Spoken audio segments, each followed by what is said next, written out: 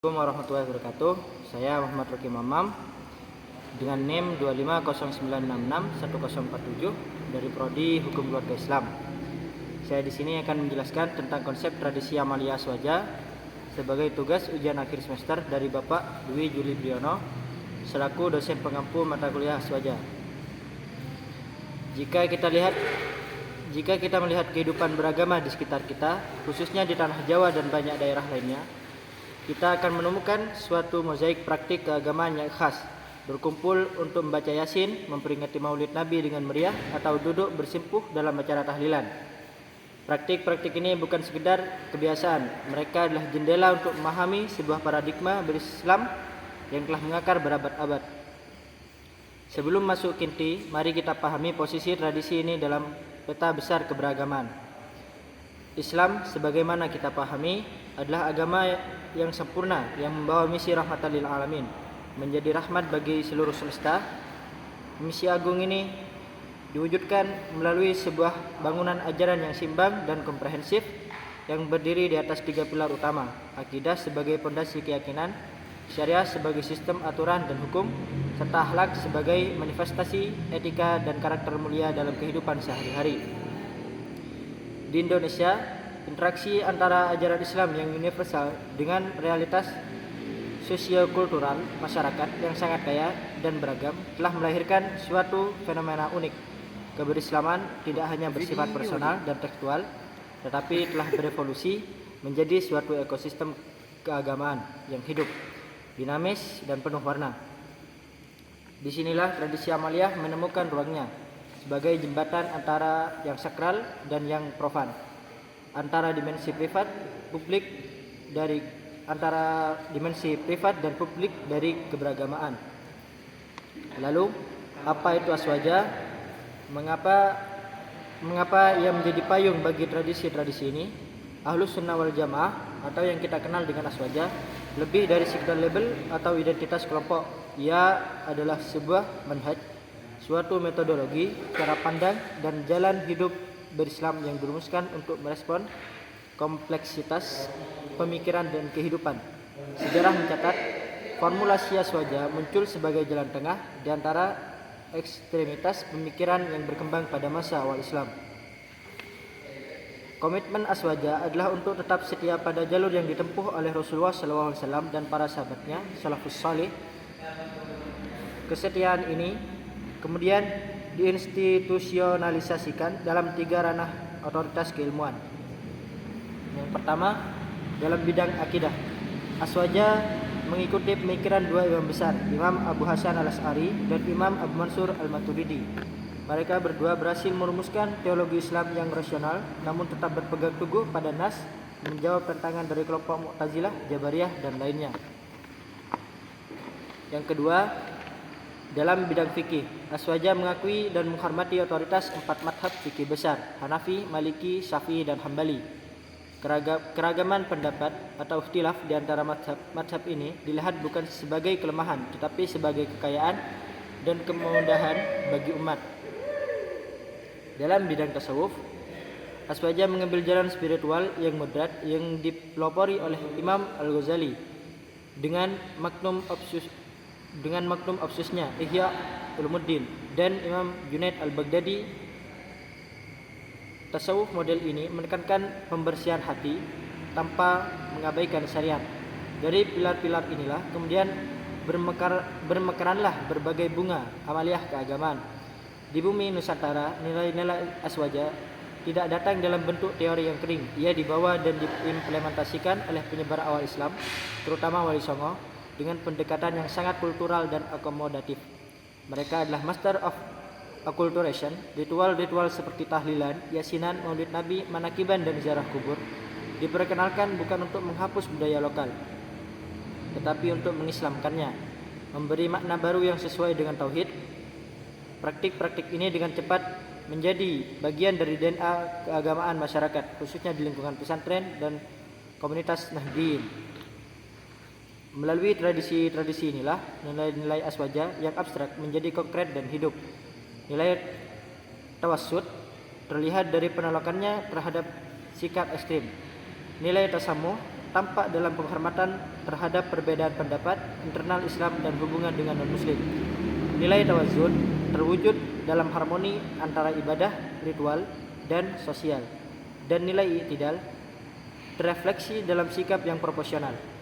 Namun, jalan ini tidak selalu mulus.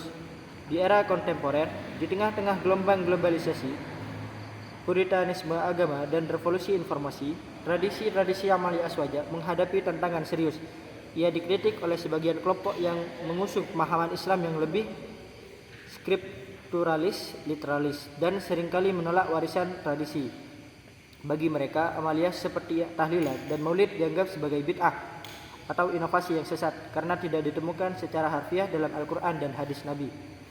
Perbedaan pandangan yang fundamental ini tidak jarang menimbulkan gesekan sosial, bahkan terkadang konflik yang mengancam kerukunan umat beragama. Oleh karena itu, upaya untuk mengkaji ulang, memahami dan menjelaskan tradisi ini secara ilmiah, objektif dan kontekstual menjadi sebuah kebutuhan mendesak. Kajian ini bertujuan untuk menunjukkan bahwa tradisi Amalia Aswaja bukanlah praktik tanpa akar, melainkan memiliki landasan epistemologis yang kuat dalam ajaran Islam, sekaligus memainkan peran sosiologis yang krusial dalam menjaga harmoni dan membentuk identitas keislaman Indonesia yang moderat. Maka, setelah melihat latar yang begitu kompleks, kita sampai pada pertanyaan yang mendasar. Apa sebenarnya tradisi Amalia Aswaja itu? Secara etimologis, mari kita urai. Tradisi bermakna kebiasaan atau adat atau warisan budaya yang dipertahankan dari satu generasi ke generasi berikutnya. Kemudian Amalia dari kata amal berarti perbuatan, praktik atau aplikasi dari sebuah keyakinan atau ilmu. Aswaja adalah singkatan dari Ahlussunnah wal Jamaah sebagaimana telah dijelaskan. Secara istilah, tradisi Amalia Aswaja dapat didefinisikan sebagai serangkaian praktik dan ekspresi keagamaan kolektif yang hidup dan berkembang di kalangan muslim pengikut manhaj Ahlussunnah wal Jamaah yang berfungsi sebagai media aktualisasi keyakinan, penerapan hukum dan penghayatan spiritual dalam bingkai budaya lokal, dengan tujuan utama untuk mendekatkan diri kepada Allah, meneladani Rasulullah, dan membangun keharmonisan sosial. Beberapa catatan penting dari definisi ini. Yang pertama adalah sifatnya kolektif dan komunal. Tradisi ini tumbuh dalam ruang sosial, bukan individual. Ia adalah ibadah jamaiyah. Yang kedua, berlandaskan manhaj. Ia bukan praktik serampangan, tetapi memiliki kerangka metodologis yang jelas dari Aswaja. Yang ketiga, fungsi multidimensi. Ia sekaligus menjadi sarana pendidikan akidah, aplikasi fikih, dan pelatihan spiritual. Yang keempat, akulturatif.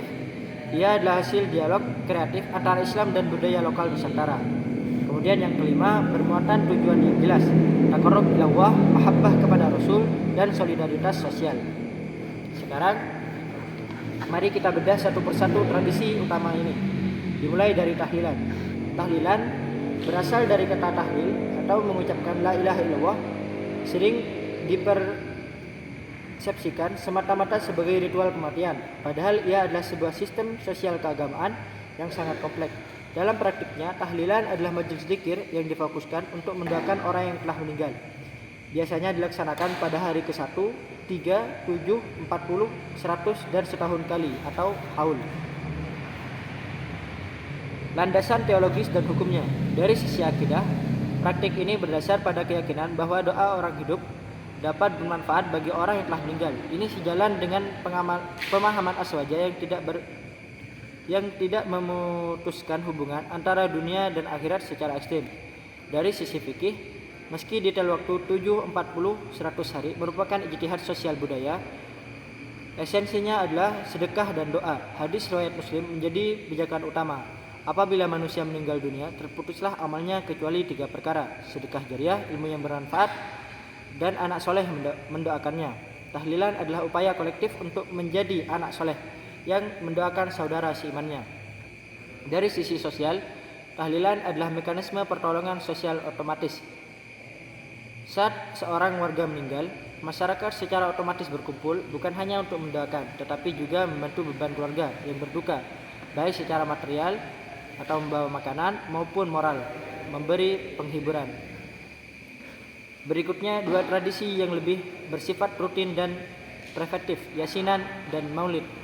Yasinan adalah tradisi membaca surah Yasin secara berjamaah, biasanya pada malam Jumat atau dalam majelis tertentu. Di balik kesederhanaannya, ia memiliki fungsi penting. Yang pertama, fungsi spiritual. Keyakinan akan keutamaan khusus surah Yasin, seperti dalam hadis At-Tirmizi, mendorong masyarakat untuk rutin membacanya sebagai ibadah sunnah berjamaah yang penuh berkah. Fungsi sosial, majelis Yasinan menjadi ajang rutin berkumpulnya warga. Dari situlah informasi menyebar, masalah sosial didiskusikan, dan kebersamaan diperkuat. Ia adalah perangkat memantau sosial atau social monitoring non formal yang efektif. Kemudian Maulid Nabi adalah puncak ekspresi kecintaan atau mahabbah kepada Rasulullah SAW. Perayaannya tidak sekedar seremoni, tetapi sebuah proses pendidikan massal. Fungsinya adalah fungsi edukatif melalui pembacaan sirah atau sejarah hidup Nabi. Dalam berjanji atau simtud duror, masyarakat termasuk yang buta huruf belajar tentang keteladanan Nabi.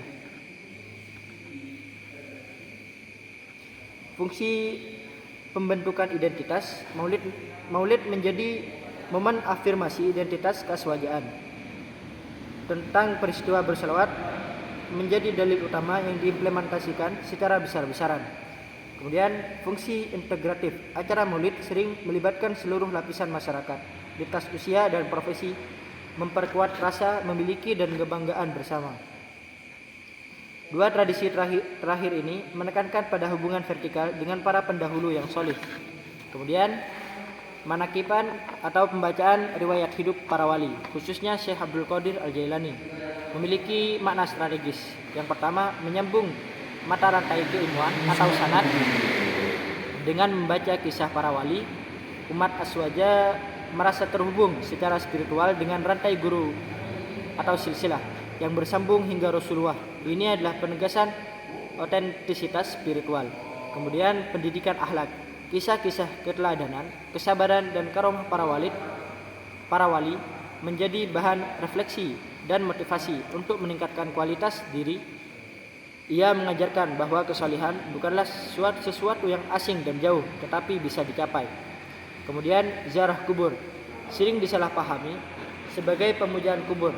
Dalam perspektif Aswaja, ziarah memiliki makna filosofis yang dalam. Yang pertama, mengingat kematian. Sesuai sabda Nabi, ziarah adalah latihan spiritual untuk mengingat akhirat, melembutkan hati, dan meredam kecintaan berlebihan pada dunia.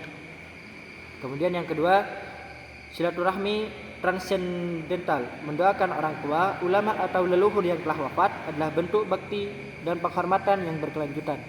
Ini merefleksikan nilai kasih sayang yang tidak terputus oleh maut. Kemudian refleksi sejarah. Mengunjungi makam para penyebar Islam seperti makam Wali Songo adalah perjalanan sejarah hidup tentang perjuangan menegakkan Islam di Nusantara. Setelah melihat bentuk-bentuknya, kita tiba pada intisari, nilai dan makna apa yang dikandung oleh keseluruhan sistem tradisi ini. Kami merangkumnya dalam tiga pilar nilai utama. Yang pertama, nilai spiritual atau tasawuf, membangun kesalehan yang mendalam dan berkelanjutan. Tradisi ini menciptakan ritme spiritual berjamaah yang teratur. Ia mengajak umat untuk tidak hanya sholat 5 waktu, tetapi juga mengisi celah-celah waktu dengan zikir, doa, dan salawat berjamaah atau tahlil. Tahlil adalah latihan mengingat keesaan Allah. Yasin adalah dialog Al-Quran. Salawat adalah ekspresi cinta kepada Nabi. Ziarah adalah kontemplasi tentang akhirat. Semuanya membentuk ekosistem spiritual yang menjaga keimanan tetap hidup dan berkembang, sekaligus mencegah kekeringan spiritual. Kemudian yang kedua, nilai sosial kemasyarakatan, merajut kohesi dan solidaritas sosial. Ini adalah aspek yang paling nyata. Setiap tradisi adalah simulasi kecil dari masyarakat ideal. Di dalamnya terkandung mekanisme gotong royong dan pertolongan sosial. terlihat jelas dalam tahlilan. Komunikasi dan resolusi konflik terjadi dalam forum-forum informasi usai yasinan atau maulid. Penguatan jaringan sosial, pertemuan rutin memperkuat ikatan primordial dan menciptakan kepercayaan antar warga. Edukasi publik, ceramah-ceramah dalam maulid atau manakiban menjadi sarana penyebaran nilai agama dan sosial kepada khalayak luas. Yang ketiga, nilai budaya identitas, membentuk Islam Nusantara yang khas dan moderat. Tradisi Amalia Aswaja adalah manifestasi nyata dari Islam yang berkebudayaan. Ia membuktikan bahwa Islam bukanlah baju impor yang kaku, tetapi bisa bernafas dan beradaptasi dengan lokalitas tanpa kehilangan jati dirinya. Proses akulturasi ini melahirkan identitas keislaman Indonesia yang memiliki ciri moderat dan inklusif, menerima perbedaan dan menghindari kekerasan, santun dan beradab, menghormati tradisi dan tata krama lokal, komunal dan gotong royong, mengutamakan kepentingan bersama. Identitas inilah yang menjadi benteng kultural terhadap penetrasi paham-paham keagamaan ekstrem dan radikal yang cenderung menolak budaya lokal. Sekian dari saya, terima kasih.